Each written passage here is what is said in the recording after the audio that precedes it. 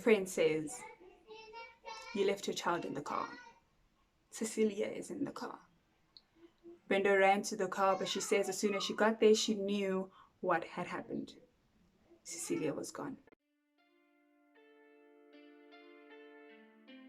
Yo, Fantasy, what you cooking, bro?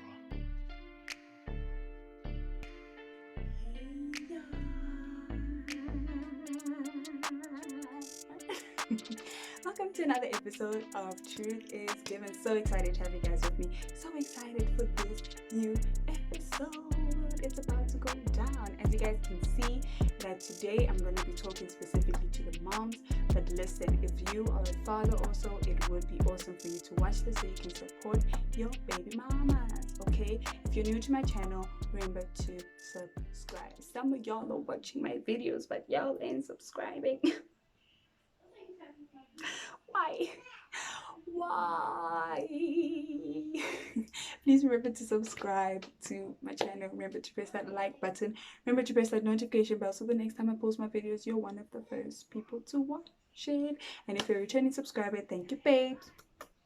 You don't go unnoticed. Thank you so much for the love and support. Now, without wasting any more time, let us get into it. Today we're going to be talking about a woman named Brenda. An amazing woman. A woman who had 2 children, a woman who was married, and a woman who was a teacher all at once, right? So one morning, August 23rd, 2007, Brenda had to take 2 of her kids to kindergarten.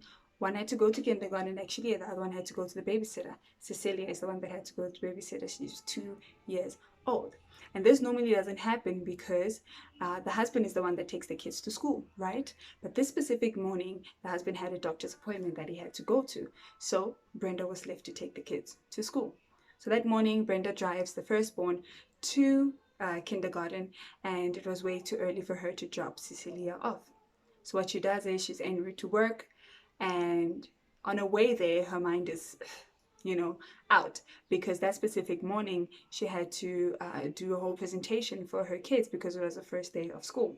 Now, keep in mind that she's driving on the road that she always does on her way to work. So as you guys all know, when you're there, you actually don't really look at what you're driving, especially when you're used to driving that specific route. So her mind is not really there.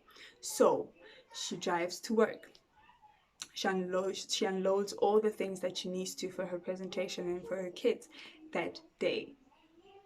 And she forgets 2-year-old Cecilia in the car.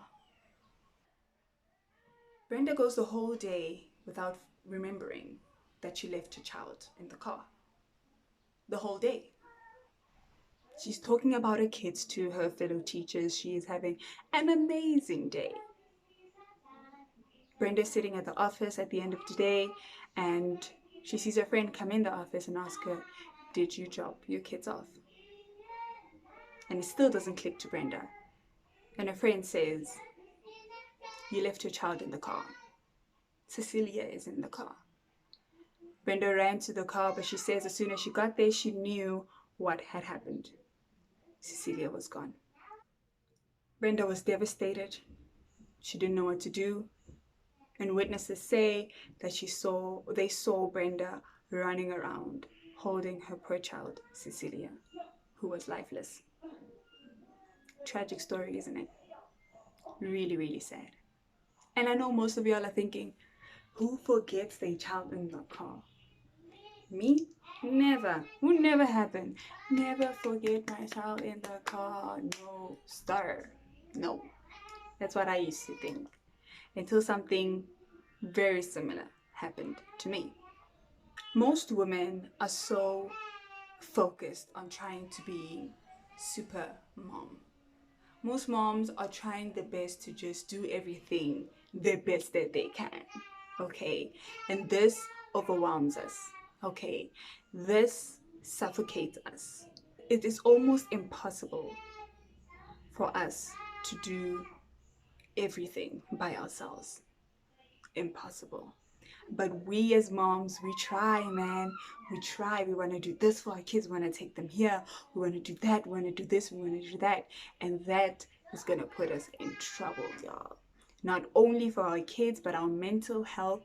We need to let people help us. We need to stop trying to be so strong all the time. We're only going to drown. We're only going to drown. Do y'all want to hear how I almost got my kids and I killed because I was overwhelmed and not focused on what I was doing at that specific time? One afternoon, I was sitting with my 2 kids at home and I was about to make chips. So that's what I did. I stood up, I made chips, fries, and I left the oil on the stove with the stove on.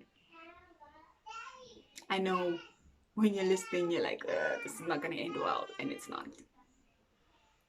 And I smelled that something was burning, and I went to go look, and as soon as I showed up, the fire started, and it wasn't just like a little fire. I'm talking about this high, like that high. Okay, it was big. It was really big, and I was really scared because in general I don't like fire. I have a fear of it. The first time I lit a match was grade 12, guys. Just lighting a match was grade 12. So fire and I, not friends. So there's a fire in my kitchen. My kids are in the house. What do I do? Was my first thought. So I decided, you know what, I'm going to take the fire out and I'm going to Google how to take this fire out. And it's given me so many options, like what to do, put this, try salt. And I tried salt for the first time, it didn't work, right? And the last resort was water. And y'all know, oil and water don't go together. And I knew this, but I was like, if I don't do it, I'm going to be in big trouble. By now, the pot is outside. I took the pot outside, right? I poured a bucket of water. I put my kids inside the house. I shoved them right to the corner of the house. And I told my 2-year-old to stay there no matter what. And then I went back outside with my bucket of water and I poured it on the oil with fire on it. And it made one hell of an explosion. I'm not talking about, I'm talking a person next door would have heard us. Okay, would have heard that explosion. That was loud and big. As I ran away, I felt the fire on my back. Is how big it was. But it went out. Guys, I'm not the type to call my husband and be crying and all of that, okay? But I sent him a message. I'm like, dude, I almost burned the house down. I almost burned the house down. Like, you know? And I'm panicking and he calls me. He's like, what do you mean? And I'm crying. Come home. Come home. It was the most scariest thing ever, and not because of me, but because my children. I put my kids in danger because I wasn't focused on what I was doing. Moms, don't overwhelm yourselves with so many things to do. Ask for help if you need it. Okay, don't go around trying to think that you can be super mom and do everything by yourself. You're going to put yourself in danger. You're going to put your kids in danger. Don't do it. Don't do it. And you're still probably thinking, this will never happen to me. I'm focused. I got this. You know. And yes, girl power. Yes, girl, you got it. But ask for help if you're overwhelmed. I was overwhelmed and I was too proud. And I still sometimes am too proud to ask for help. Don't do it. Don't do it. Okay. And if you are a mother to a woman who has a child, if you are a father, if you are a husband to a woman who has a child, if you're a boyfriend, whatever, show them support. Remind them on a regular basis that they can talk to you. This is so important. We need this every day. So moms, word of advice, something that could possibly change your life and your kids' lives.